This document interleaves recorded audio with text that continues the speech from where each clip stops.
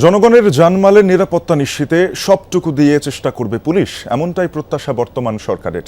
ত্রয়োদশ জাতীয় সংসদ নির্বাচন প্রমাণ করেছে পেশাদারিত্বের সঙ্গে কাজ করা পুলিশের পক্ষে সম্ভব।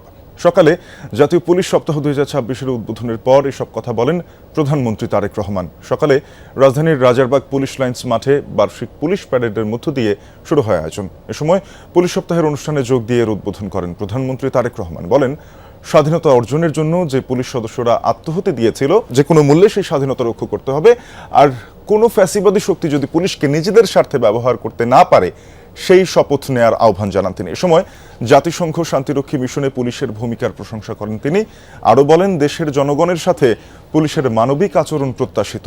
পুলিশ সপ্তাহের বিভিন্ন কর্ম অধিবেশনে বিগত বছরের কার্যক্রম পর্যালোচনা করে পরবর্তী বছরের কর্মপরিকল্পনা নির্ধারণ করা হয়। আগামী 13 মে শেষ হবে পুলিশ সপ্তাহের আয়োজন।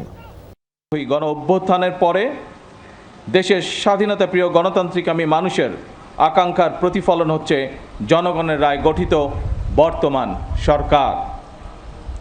বছরের পর বছর ধরে অসংখ্য হামলা মামলা শিকার, নিপীড়িত নির্যাতিত অধিকারহারা মানুষ বর্তমান গণতান্ত্রিক সরকারের সময় শান্তি এবং নিরাপত্তা চায় জনগণ।